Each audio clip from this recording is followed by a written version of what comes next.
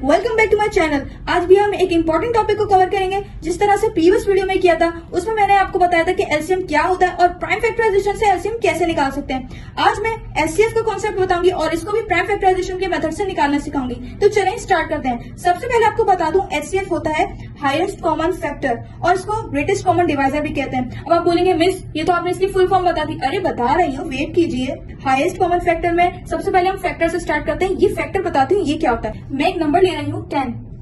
10 के फैक्टर्स क्या होंगे?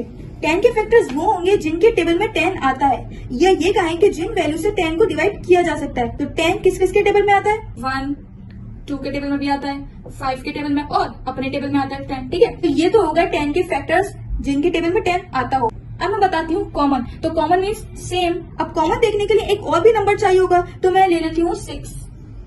अब 6 के फैक्टर्स निकालते हैं। 1 के टेबल में आता है 6, 2 में भी आता है, 3 में भी आता है और अपने टेबल में आता है। तो इन दोनों के फैक्टर्स निकल गए। अब इन दोनों में जो जो नंबर्स कॉमन है या सेम है तो वो सेलेक्ट करते हैं। तो 1 दोनों में सेम है, 2 भी दोनों में सेम है। तो इसके अलावा कोई और सेम है ना? 5 है दोनों में, ना 10 है। ठीक है, तो ये होगा इसके कॉमन फैक्टर्स। कॉमन फैक्टर्स निकल के आ गए 1, 2। लेकिन हमें क्या देखना था? हाईएस्ट कॉमन फैक्टर देखना था। तो आप चेक करें इन दोनों में से हाईएस्ट कौन सा है? हाईएस्ट तो 2 है।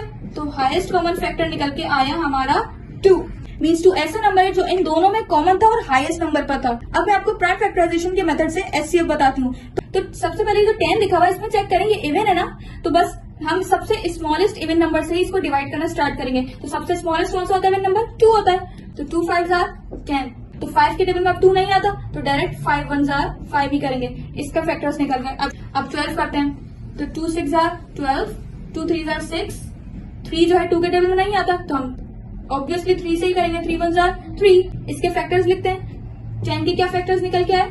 2 into 5 और 12 के निकल के आ गए 2 into 2 into 3। अब इन दोनों में, ये दोनों में 2 कॉमन है, इसके अलावा तो और कोई कॉमन नहीं है। तो बस यही 2 हमारा एचसीएफ हो गया। इसका कॉमन फैक्टर ही हाईएस्ट कॉमन फैक्टर था तो 2 एचसीएफ हुआ। ये 2 वैल्यूज हो गई। अब 3 वैल्यूज का भी मैं एचसीएफ निकालना सिखाती हूँ। निकालना स्टार्ट करते हैं। ये इवन नंबर है तो 2 से स्टार्ट करेंगे। 2 8s are 16, 2 4s are 8, 2 2s are 4, 2 1s are 2। इसको भी कर लेते हैं। ठीक है, 2 7s are 7 1s are। अब 32 भी इवन नंबर है, इट मीन्स ये 2 के टेबल में आता है तो हम 2 तो लिख लेंगे। लेकिन अब हम इसको करेंगे कैसे? थोड़ा सा बड़ा नंबर है ना। 2 1s are 2 तो कर दूंगी मैं, लेकिन ये तो 3 है तो इसका जो 1 बचेगा वो मैं बराबर वाले को दे दूंगी। मीन्स इस 2 के पास चल जाएगा और ये बन गया है 12। तो 2 1s are, इसको मैंने मान लिया 2 और उसका जो 1 बचा था 3 में से उसको मैंने बराबर वाले को कैरी दे दिया और वो हो गया 12। तो 2 6 are 12। अब समझ आ गया? अब बाकी वही प्रोसेस है। 2 8s are 16। ठीक है, इसके फैक्टर्स लिख लेती हूँ जल्दी से मैं।